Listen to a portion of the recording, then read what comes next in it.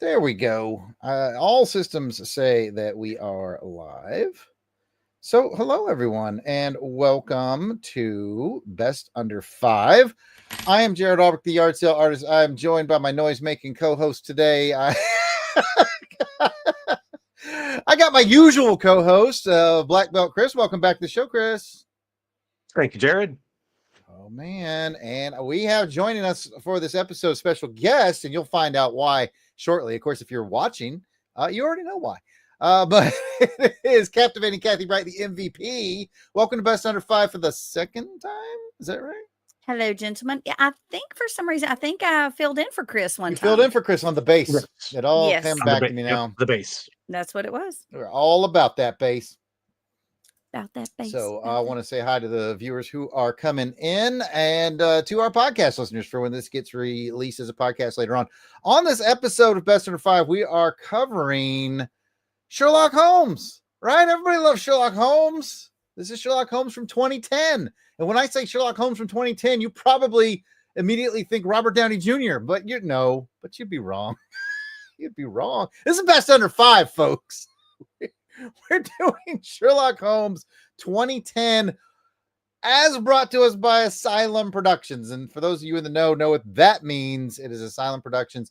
It stars Dominic Keating and Gareth David Lloyd. I think I don't have it pulled up. Chris, if you got it pulled up, is it 3.0? I was saying 3.8 on IMDb right now. Is that right? Okay, now you're asking the hard questions. I should have put it in my notes. I do not know, but I think you are should have right. put it in my notes. It's 3.8. only like the 40th episode we've done.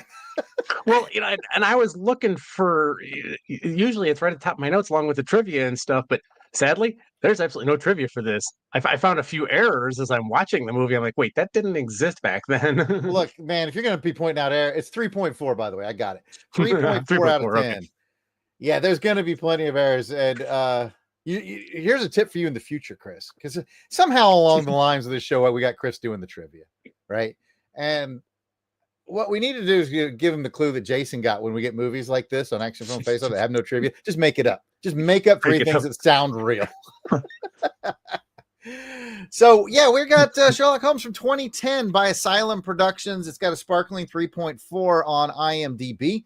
And that's really the main reason, other than her charming personality, that we've brought Captivating Kathy Bright, the MVP, on. Because, she is the lead host on the Sherlock Holmes LBC, a regular Sherlock Holmes podcast on the LONGBOX CRUSADE Network. So she's been getting into a lot of different versions of Sherlock Holmes. So you know what I guess we'll do, and we'll start with Kathy. I already know the answer, but let the listeners and the watchers know. Oh, by the way, hello to Heinz Cook in the chat. Thanks for stopping by, Heinz. Kathy, is this a first watch or a rewatch on Sherlock Holmes 2010 for you? Well, first watch, but I have watched it a couple of times now for joining the podcast today. Oh, really? Yes. Oh, I thought this was a rewatch for you. No, I had never seen it. I thought maybe I had watched it when I was doing some research on my favorite Sherlock Holmes portrayal, but right. No, I've never heard of this until fairly recently. Okay. Yeah, I watched this for the first time back in like May. And for some reason, I thought you were there, Kathy. I thought this was one of those Comic-Con watches, but I don't think I did a con in May. So I guess you're right. What about you, Chris? Did you heard of this at all since before I suggested it? Or is this like you just, okay, we're doing it for Best Under 5? It was, okay, we're doing it for Best Under 5. Okay. I had never heard of this before. I mean, I've seen a lot of Asylum pictures, but this one, flew under the radar. Surprisingly, yeah. Almost I think every Asylum picture shows up on the Sci-Fi Channel, and yes. It's in 2010 we still had cable, and for some reason this one totally flew by me, probably because it was Sherlock Holmes. I'm like, okay, I'm gonna skip it. Usually when it comes to Asylum pictures, I'm all about their crappy, like mecha shark versus whatever version of alligator they've got. Aren't they? They're the Sharknado folks, right? I think they are the yes, Sharknado they folks. are. I did kind of peruse, because this is where y'all are going to have me way under knowledged, because I went through Asylums. I was like, I know I've heard that name before, but I think it's because the only thing I have watched by them was was really into Z Nation, that was on Sci-Fi Channel. Mhm. And Okay, I yeah. think there was one other zombie, maybe a film that they had done, not maybe like within the last 10 years that I'd seen, but everything else, I'm like, yeah, I got nothing. Because I've So never even seen the Sharknado films. So they're the Z Nation people. Correct. Yes, they are. Okay. Z Nation Did not know that. Yeah, I just became aware of that a few weeks ago. You know, I watched my my streaming channel of Mystery Science Theater, and they have commercials for other channels sometimes, and they're like, "There's a channel for Z Nation," and I was like, "What in the Walking Dead ripoff is this?" You know, but like it didn't look bad. Like that's way more condescending than I meant it to sound. Like I was like, it clearly a Walking Dead, you know, inspired film, but it didn't look bad. It looked interesting. it's super cheesy, like you would expect Okay. Asylum to be. I'm kind of interested. So there you go. And you'll be shocked to know that I have pictures with several of those actors. Everybody brace yourselves. Kathy has pictures with every actor you've ever thought of. So anytime I text Kathy, oh, I'm watching this, I guaranteed at least one photo, if not 2 or 3. Oh, here's a picture of me with this. She has a picture of her with the guy in this movie, the Sherlock Holmes 2010, with the guy who played Watson. That's right. Gareth Lloyd David. I get them Gareth confused. David Lloyd. Yes, that's it. Yeah, he was in a show called Torchwood with John Barrowman that I loved. So I knew it. So you can always count on Kathy. I want to welcome Auburn Elvis to the chat. And Courtney, it's so nice to hear from Courtney. Hope you're doing good. Auburn Elvis said he tried to watch the opening scene of Sherlock Holmes, but found it a bit laborious. Which, what? The opening scene was the sea monster scene. What? I assumed he meant the one in the lab, but. Oh, I get it. Oh, that would be funny. The scene in the lab, you know, that was something else. Yeah. Well, you know what? It is time for us to talk about this dang movie. We're gonna go. Kathy, as you know, we don't really use a script for the show. We just kind of whatever. So you're the guest, and you're a lady, and you're our Sherlock Holmes podcast representative from the LONGBOX CRUSADE. You get to go first. Just kind of spill your thoughts. The loose organization of the shows. We're going to talk about our thoughts on it, and then we're going to talk about the critics' thoughts. I only found one, by the way. Chris is going to give us no trivia at all because we don't have that, and then we're going to rescore it how we would do it. So we'll start with some of your thoughts, and this is much more conversational than some of our other podcasts. So so a little less pressure. I got yeah. it. I like it. Just your thoughts, really. What'd you think? Maybe some highs or lows or a mixture thereof. Whatever you think. I did not hate it, but I didn't love it either. I'm kind of indifferent. Yeah. Like there were bits I liked. There were bits that were too over the top cheesy. Like I did not like the balloon chase. That balloon was awful. Okay. And the fact that he was shooting guns with that lever, was weird to me. I did like the look of the movie, though. I gotta say, for an asylum film, it doesn't look bad. Yeah, like the steam. I like the kind of steampunkish look, and there was only a couple times where lighting it bothered me a little bit when they're in the basement, like the big reveal, the brother, and all that. That kind of annoyed me, but that's just a little tiny annoyance. So. Auburn Elvis in the chat, and Auburn Elvis was a guest on our other podcast, Action Film Face Off. We covered a movie by Asylum called Alan Quatermain and the Temple of Skulls, and that was an event. I'll tell you that right there. And Auburn Elvis in the chat said the movie had a higher CGI budget than the Alan Quatermain movie, and he put that in quotes. And I say, yeah, it's obviously kind of quasi cheesy 2010s era CGI, but I thought it not bad for an Asylum film. Yeah, some it was of weird. It was actually good. Yeah, some things worked, something didn't. Yeah, the dinosaur, I thought I forgot what they're called. Dinosaur? The dragon? It's a velociraptor. I thought it was a velociraptor. I think that was great, but like I said, the balloon and maybe some of the explosions were a little I don't know about that. But. Yeah. Yes. Yeah, I would agree with that. The dinosaur was good. The dragon and the balloon were I kind of liked the robotic metallic dragon. I mean, and I think this is a good point to tell our listeners. Our viewers are looking at the movie poster, and there's Sherlock Holmes and Watson and the bad guy, which is Sherlock Holmes's brother, who is not Mycroft. We'll get into that later. But basically, on the poster, you have the tentacles of the sea monster, you have the dinosaur, you have a dragon breathing fire onto London. And so you're like Sherlock Holmes with a dinosaur and a dragon and a sea monster, and it delivers on all those points.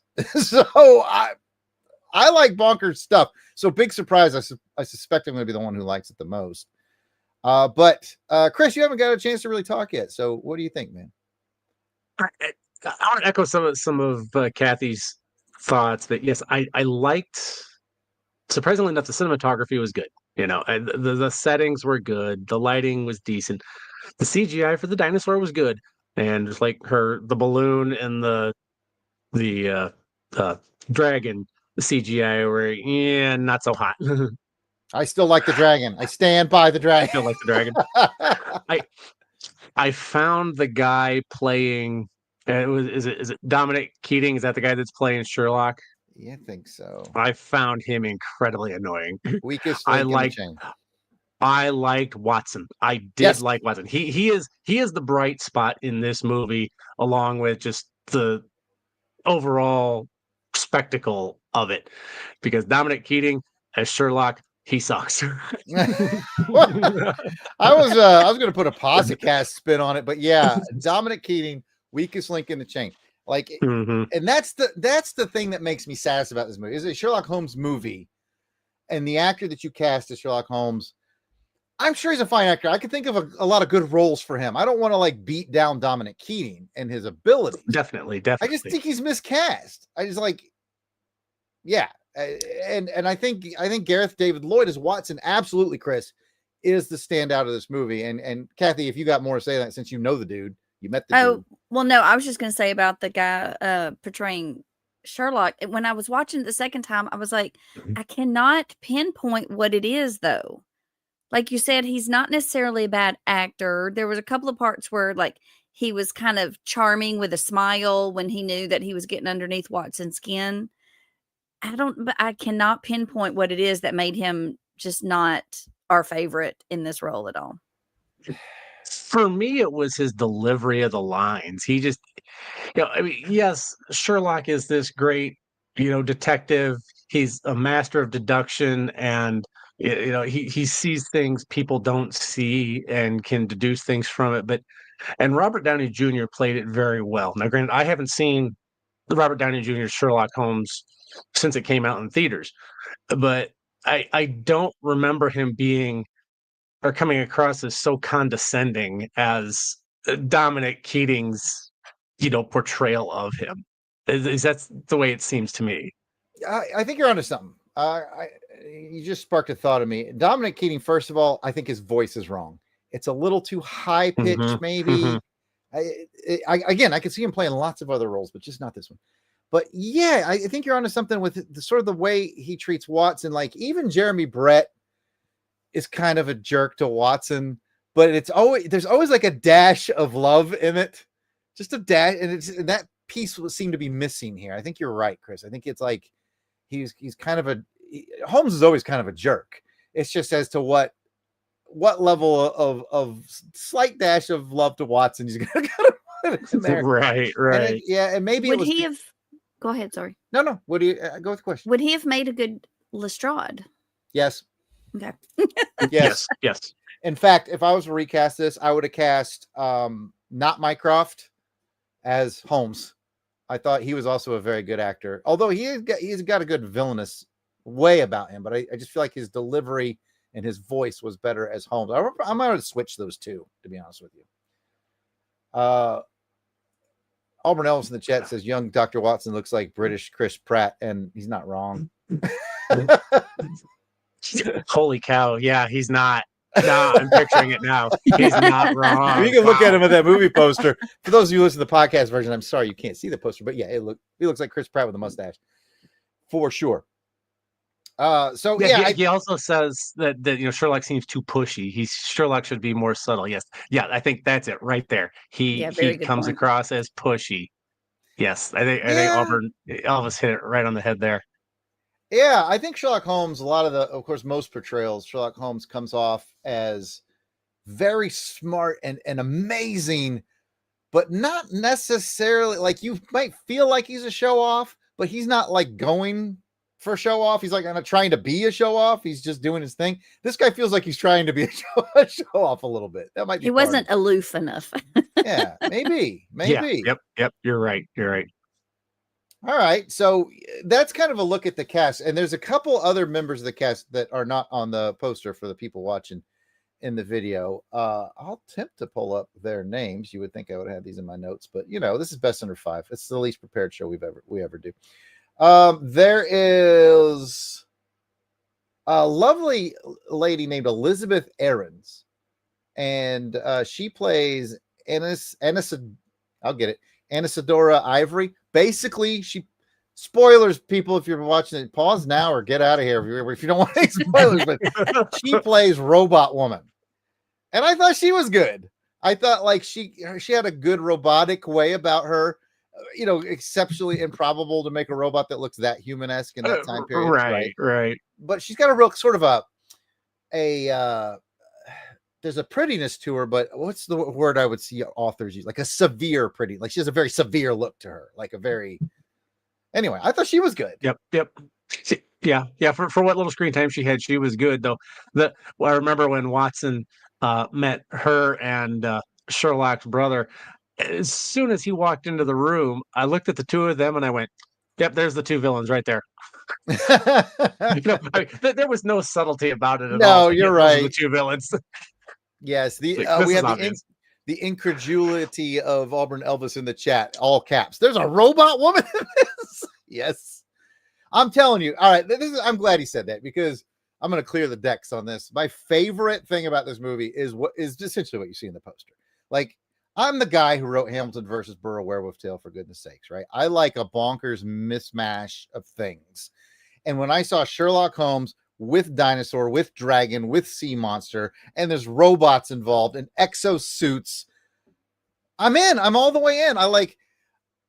After I saw it the first time, and I want to put this to you guys, especially I'll say especially Chris, but Kathy, maybe a little bit because you've been dabbling in comics the more you've been hanging around us Longbox guys. I feel like you watch this movie and you're like, it's bonkers and it's kind of dumb, but fun dumb. I feel like if you just read it as a comic, like Hamilton versus Burr, I feel like it's a better comic story than it is a movie story. Like if you got this in comic book form, I think it'd be great. Like if you think about like all this, the art, the way it's drawn, and like it's just so I don't know. Maybe I just expect more bonkers in comics. No. I think you're right. Yes, this was absolutely bonkers. I mean, come on, you got dinosaurs, you got robot women, like you said, dinosaurs, robot women, a dragon, a sea monster. So I mean, sea monsters are kind of par for the course for 1800s movies. When it comes down to it, a lot of times, but not dinosaurs and not dragons. And this was bonkers. This was definitely bonkers, and you are right. I think this would have made a good comic. Yes, I think so too. Here's the funny thing about you saying that is because while I was rewatching it, I think might have been during the balloon scene, and I was thinking to myself, I think this would be better if I was reading this versus watching this, because I could imagine what the balloon and the dragon fight. It's not really a fight. What that would be like in my head, so I can see the next step. But no, I agree. It probably would. Because it could be different sections with each different, with the sea monster and then with the dragon and then with the dinosaur, then with the dragon. So I can totally see that. Yeah, I really feel like it would work well in that. And I would be remiss, Kathy, if I did not give a shout out to how we discovered this movie. We were doing an episode of LBC Irregulars, the Jeremy Brett series, and we had Darren and Ruth Sutherland on from Rad Adventures Podcast Network. Because they literally know everything about Sherlock Holmes. They are Sherlock Holmes people. And, wow. And Darren said, have you seen this one? It's from 2010. It's got a dinosaur. And he's like, I just couldn't finish it.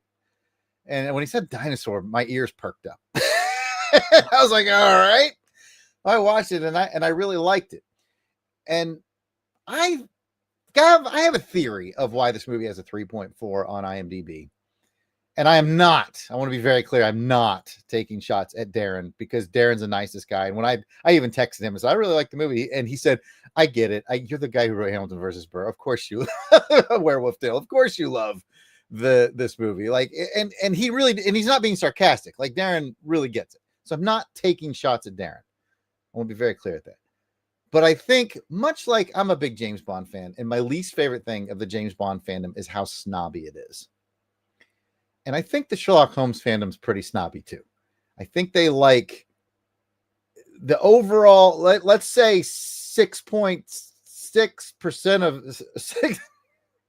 66% of them, hence the 3.4, are very much in Holmes needs to be like Jeremy Brett is the gold standard, and it's got to be true canon, and it's got to be, it's got to be Doyle.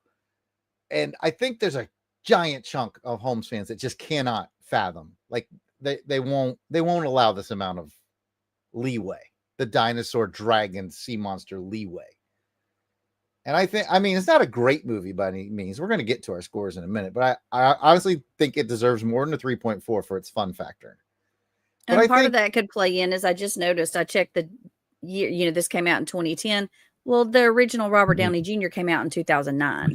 2009, yeah. Yeah, Asylum is famous for doing this.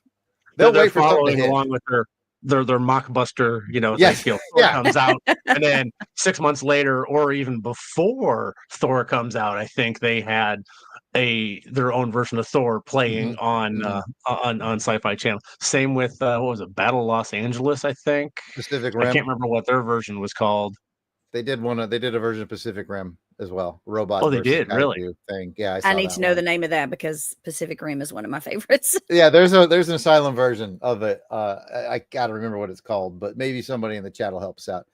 By the way, we got 33 people watching right now. That's pretty awesome. Stop by the chat and say hello. We got a really great chat community here on the Longbox Crusade. I know it's weird. It's weird being on this side. As we go. Yeah, Auburn Elvis is watching as we go. What was that, Kathy? I said it's weird being on this side. I'm usually one of the ones in the chat.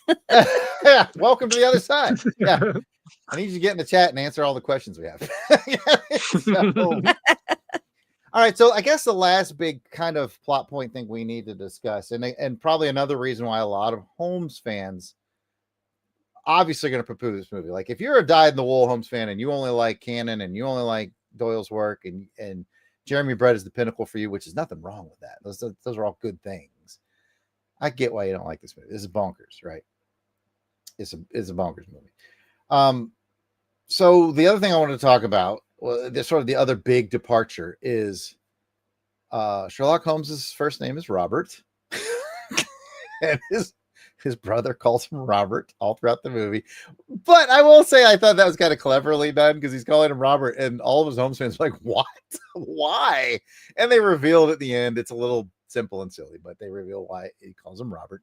And then his brother is Thorpe Holmes, not Mycroft. Yeah. So, and Thorpe is the villain. So there we have it. I was letting that dangle out there.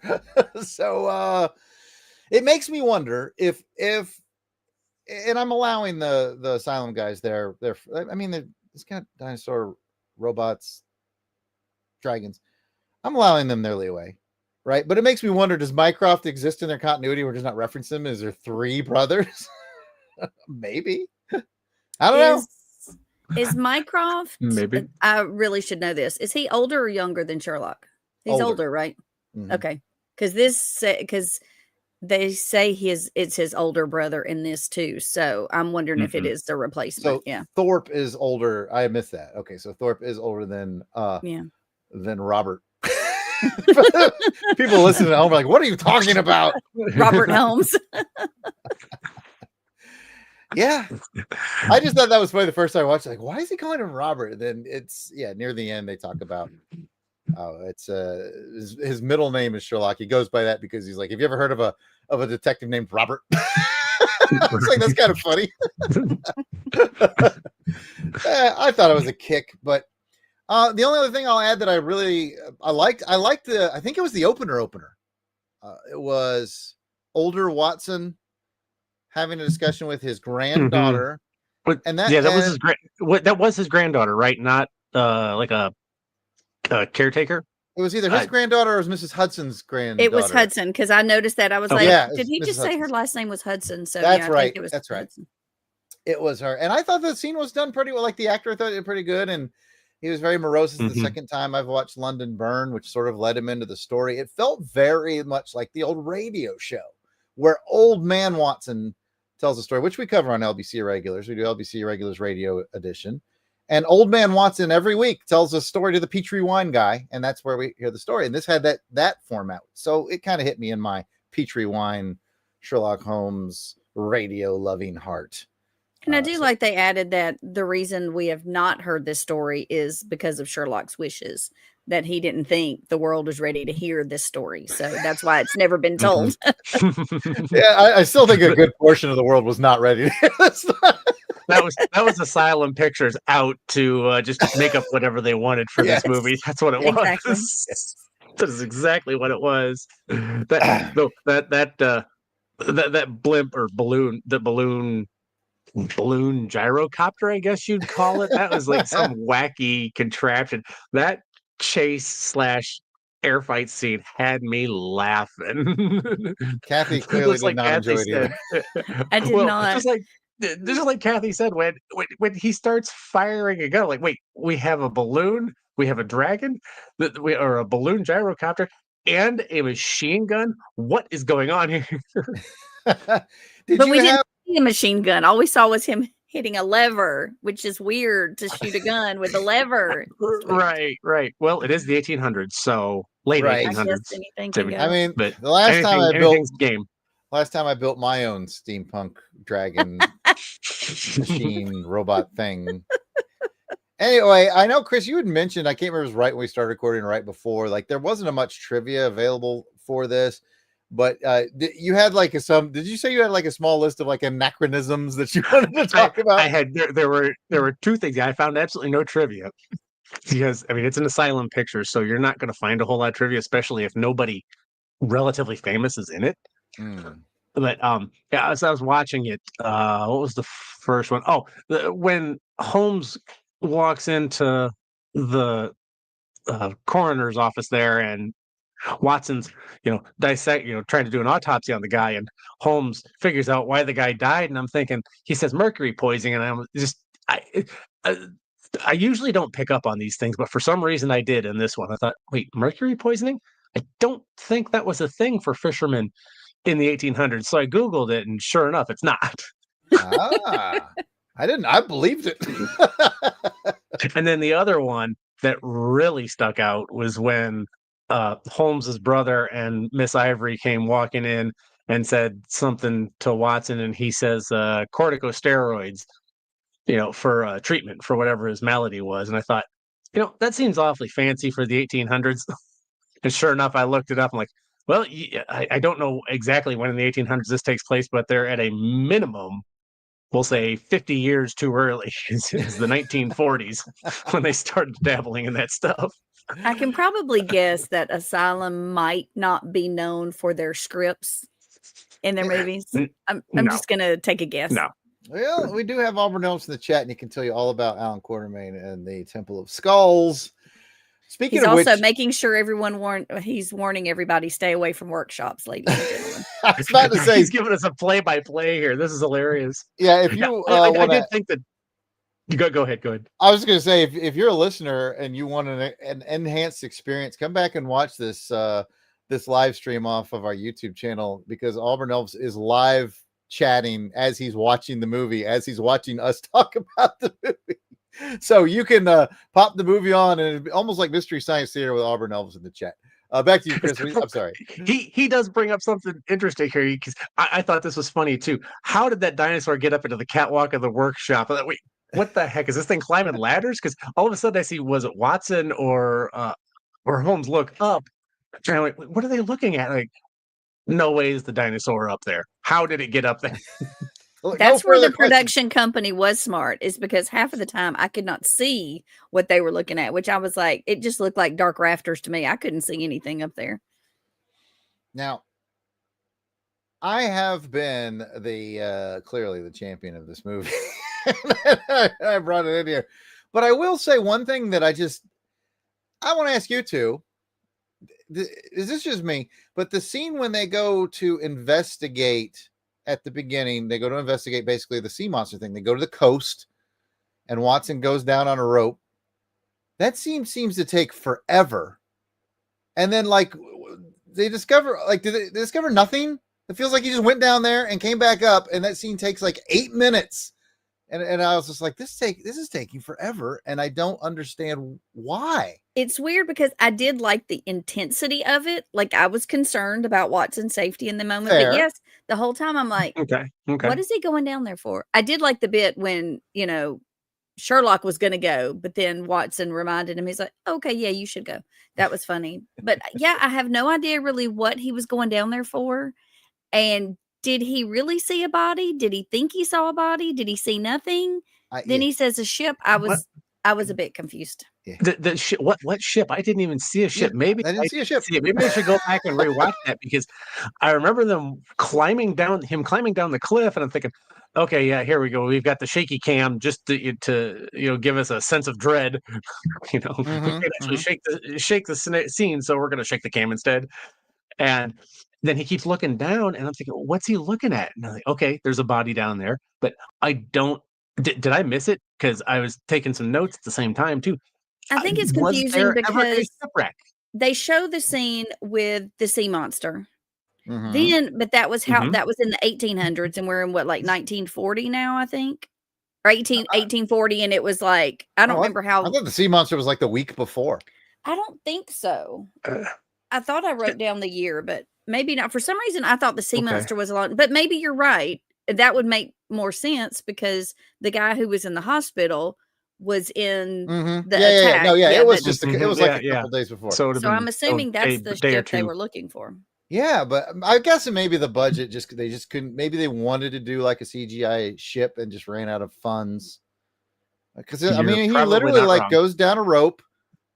There's a moment of panic about something, and then he comes back up the rope, and it takes forever. And I was like, I just felt like, move along. I mean, the movie's already not long, by the way, listeners and viewers. It's less than 90 minutes.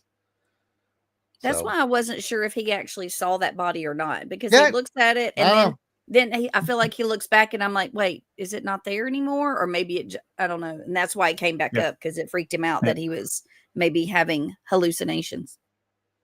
Oh, and we all know, of course, it's the rock climbing scene. The rope's going to break. I got to commend Sherlock on his absolutely phenomenal reflexes in catching that rope when it breaks. Holy cow. Probably got a rope burn from that. Oh, no doubt. Oh, you know what? I'm going to say another good thing about the movie, though, even though I just complained about the scene that took too long. I kind of liked their Lestrade. I felt like he got an extra layer that maybe doesn't always get, because in this version, Thorpe Holmes, the older brother / villain, his backstory is that he and Lestrade were partners, were cops together. And man, like I thought the actor did a great job, because he was like, something had gone wrong. A bullet had misfired. Thorpe had gotten paralyzed, I think, from the waist down, something like that. And the thought was that it was an accidental shot by Lestrade. And he was like, the actor was really emoting that he was torn up about that. I thought the actor did a really good job. I like the way they involved him in the story and the backstory with Thorpe. And then, like, when the actor thought that he may have been the one that shot and immobilized his old partner, he was like, I thought the acting was really good. My heart was tugged on it. Yeah, and especially for Sherlock to relieve him at the end and tell him it was not from the type of gun that you used. And he was just like so relieved. Like, the actor was good. He was relieved. Yeah, the actor was good. I think at the end of the day, and I'm probably speaking for all three of us, I think the strongest parts were the bonkersness. If you like bonkersness, if you like it, that's a strong Watson, and probably Robot Girl and the villain were pretty good. Miscast Holmes, which, man, like, if again, no hate to the actor. I'm sure he's got other roles that he'd be good for. I just wish they had. And we need to correct that. Dominic Keating is Thorpe Holmes, who we all, because I'm with Auburn Elvis. I've seen that guy in some other stuff. So Dominic Keating is Thorpe. Yeah. Okay. I'm sorry. We've been wrong the whole time. So this is where we do the update. It's Ben Snyder. Yes. Ben Snyder plays Holmes. I've seen Dominic Keating somewhere before too. I'm looking. I looked up his IMDb. He was there's Star a fourth Trek, species Star movie? Trek Enterprise. Star Trek Enterprise. Okay. But yeah, that's his big thing. Jungle to Jungle 2 or Jungle to Jungle with Tim Allen. Okay. Prison. Oh, he was in Prison Break. I don't remember him in that though. I love Prison Break. Was he the main? No, he wasn't the main guy in Prison Break. No, He was apparently in The Hobbit too, An Unexpected Journey. What? And The Desolation of Smog. Yeah, that's probably where I saw him. Well, it's pretty hard to recognize him but under guys, all the makeup. I was gonna say, I'm assuming he's a hobbit. Hang on. I think we need to refocus for a minute and realize that the movie poster that we have up doesn't feature Ben Snyder at all, and he plays. I mean, he's got a picture of him, but they don't put his name on his name's on it. So I think maybe they were onto something. Like, yeah. Again, so let me just double back on things we said earlier. Dominic Keating, he plays the villain, and he's very good. Oh, yes. Ben Snyder, fine actor. I think he would do well in like a Hobbit role, like something like that. I think he'd be really good at it, but like I just think they should have gone for different Holmes. You never know who might be a good Holmes. For goodness sakes, I've seen 4 Holmes movies that feature Matt Frewer, Max Headroom himself as Sherlock Holmes, and they're not bad. But anyway, yeah. I now I'm going to have to check those out because I could see him doing Sherlock Holmes. Yeah, they're good. I think they might all be over 5 because I think I've looked at them to see if I can bring them to the best under 5. But I think they all are, and they're not bad. They're not bad at all. So okay. So who do we say? Oh, wait, maybe I'm looking at the wrong Ben Snyder here. Oh, I think I'm looking at the wrong Ben Snyder. I think it's Cider. SYD. Cider. Yeah, I've been saying Cider. Man, we're just fumbling this guy all over the place in this episode. I'm curious because I felt like maybe he didn't do anything else. I don't. Yeah, he doesn't have a picture on IMDb next to his name. Right. That's usually a sign that they haven't done a ton of other stuff. But I mean, hell, he's played Sherlock Holmes in a movie and I haven't, so he's got one up on me. That's true. He's got a bigger IMDb page than any of us. So yeah. Apologies to Dominic Keating, who we were banging on. He's perfectly fine. Ben Snyder, you're perfectly fine too. I just don't know that Holmes was the role for you. Auburn Elvis is cracking me up with his comments in the chat. He's having a good time. He's skipping ahead. He's got to be skipping ahead. He's doing a speed run through this movie. Doing a speed run. All right. So yeah, those are the overarching thoughts. Anybody got anything else they need to get off their chest before we go into the reviews and then our rescores? Anything else? Good. I got nothing. All right. Well, guys, you're going to be surprised to know that again, I mention this almost every episode. On my Plex, it automatically loads Rotten Tomatoes reviews for the movies. And some movies, I didn't expect this one to have one. Like, if it's not a big movie, a lot of times they don't even have them. This one had one. And it was here's the odd part. It was a positive review from 7M Pictures. Author was Kevin Carr. But it's filed under positive, but he doesn't say anything positive in the review. So I don't know how this works. He rated it fresh, but then he said it's not terribly well scripted and the micro budget prohibits any real decent special effects. Kathy, your thoughts? He's not wrong. He's not. I think I saw the budget was like around $1 million or something like that, which to me sounds like a lot of money, but in the movie industry, it's not. And I mean, if it was $1 million to make this, yeah, I think they did all right with what they had. Chris, what do you think? Yeah. If the budget was $1 million, they did all right. I mean, as script wise, I mean, now if we're talking dialogue, I thought the dialogue was great. I mean, the script, of course, overall is absolutely bonkers. It's bonkers. But the dialogue was good, and they did well with what they had to work with. The scenery was great. The CGI, it's a silent picture, so of course it's always going to be a little dodgy.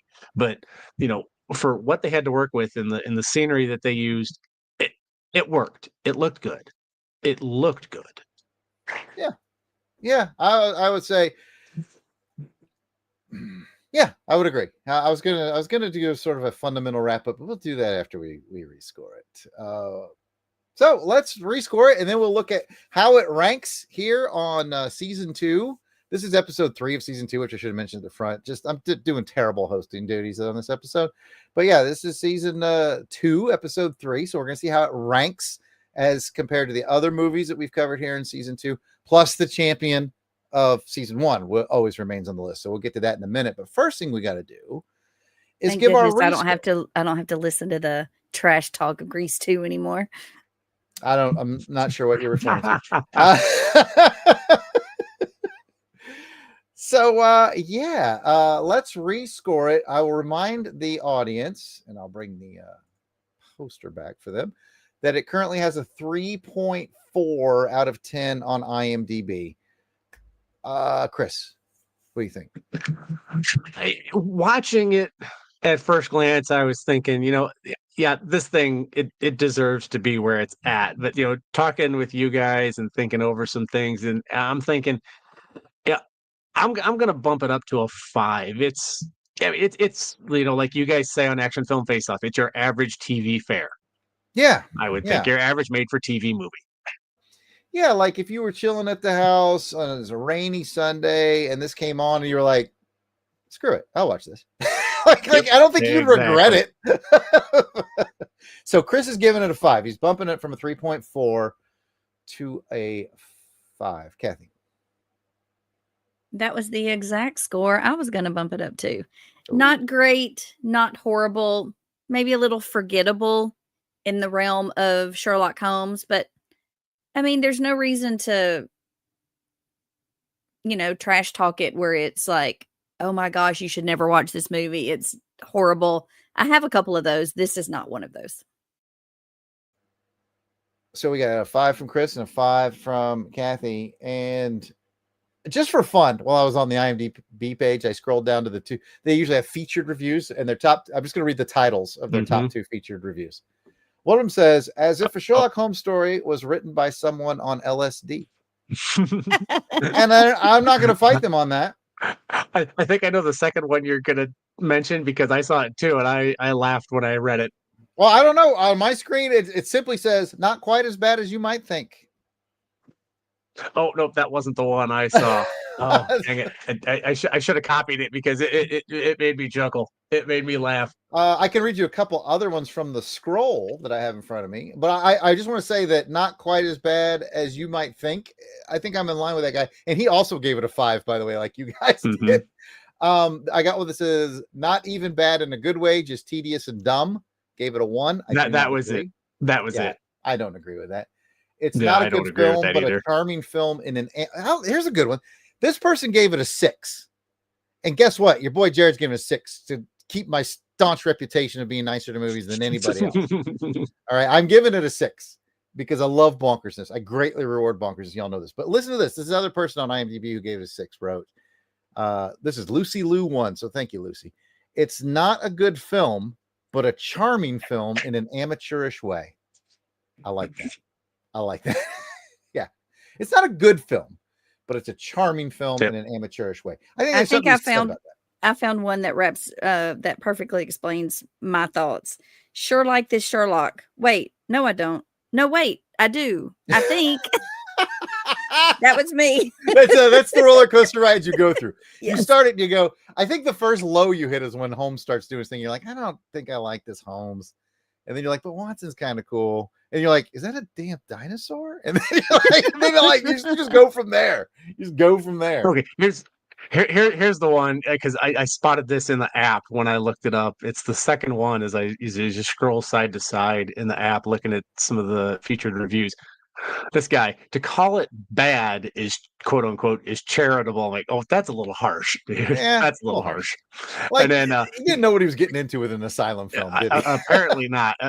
This may have been his first venture into asylum films, and if it's like, dude, do you not know what you're getting into here? Because he says, I would compare this movie to Pond Scum if not for the fact that it would be an insult to Pond Scum. I'm like, oh, dude, Yeah. really? Oh, It is Ooh, not that guy. that Ooh, bad. that Holy guy. cow. I mean, That's too I grumpy realize for me. sometimes I know I realize sometimes I'm a little hard on movies, but holy cow. Yeah, That's too harsh for this one. Nah. I can tell by the comments that Auburn Elvis is firing off in the comments as he's watching this that he's having a good time at some level. You know, I'm a big fan of bad B movies. The worst character, like I don't mind a bad B movie. Like if a movie's bad enough, it gets its own entertainment factor to it. Although sometimes you get the worst combination of bad B movie with no budget and it's uninteresting. Like it's not like its badness doesn't even save it. That's the worst combo, and you don't have that here. You've got enough bonkersness. So yeah. And honestly, what probably does save it is the fact that it's Sherlock Holmes battling this crazy stuff. It was just some random, people. I think it possibly could be a one or a two, but because it's in our heads, it's the Sherlock Holmes that we know and love is probably why we are a little more generous with our reviews on this. Absolutely. Yeah, definitely. I like Auburn Elvis. He's like, she's been walking towards the gate for 10 minutes and she's still not there. That's true. It's like, yeah, she's doing the old Michael Myers walk. That's why. Yeah. The circuitous route, if you will. Oh, all right. Let me go ahead and give what everybody's here for, I assume, is to find out how I'm ranking this movie. At the end of last episode, you can see my on screen. Last episode, we covered Batman and Robin, which unseated Jaws 3, which was the champion of last season. We do 10 episodes per season. So last season, our champion was Jaws 3. And Batman and Robin, we covered last episode here on Best Under 5. And it actually is very close. I kind of like them almost both the same, but I'm going to give the edge to Batman and Robin. Mm-hmm. It's sitting the number 1 spot. Number 2 is Jaws 3. Number 3 is Assassin from 1985, starring Robert Conrad, which I also like. So now is the time to reveal where it's going to fall. And then we'll see how you guys, what your guys' rankings of our current 4 films would be. I put in at number 4. I said, but it's not like a boo. It's at the bottom of the list. Like I would say about I don't know, Grease 2, but let's say,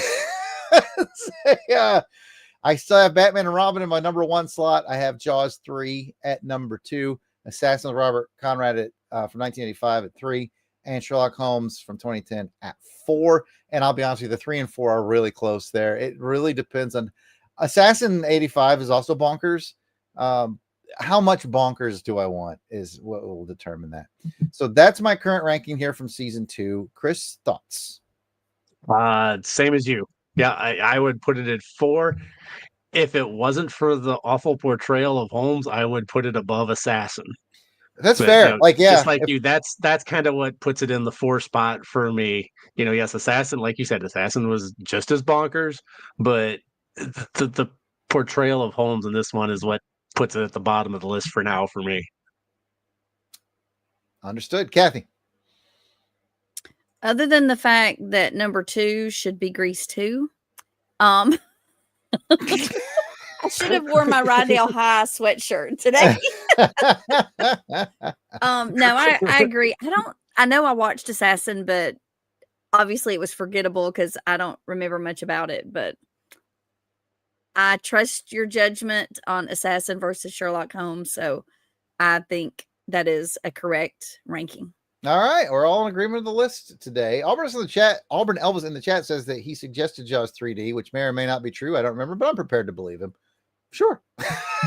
Sure. And if you did, then thank goodness you did. It was season 1's champion, and we love watching it. It's a movie that I wouldn't mind popping in at any given moment. All right. Those are our rankings. And that is pretty much the discussion for Sherlock Holmes 2010. It is an asylum film. My final thought on it is, if you don't mind bonkers, you're going to be okay. You are going to have to get by a Holmes performance that is not great. But if you can get past that and you don't mind bonkers, I think you might have a good time. Final thoughts from Kathy. I know Watson was our favorite. Yes. I will suggest everyone go watch some Torchwood that has him in it, and it's a much better watch. But kind of like Jarrod, I mean, am I going to sit around and go, I think I'm going to watch that 2010 Sherlock Holmes? Probably not. But if it's on and, you know, all the cable companies and all the streaming services have gone bankrupt and it's the only thing to watch, I'll still watch it. or let me plant this seed in your head, Kathy, before we go to Chris. If you had someone over who was a fan of Holmes like you and I are, Mm-hmm. and you're like, hey, show me a Holmes I've never seen before. Oh, Would you consider going, well, strap yourself in and show them this Holmes? That honestly, might be fun. It might be fun. This is going to be the controversial thing. I would watch this again over the Sherlock Holmes with Christopher Lee.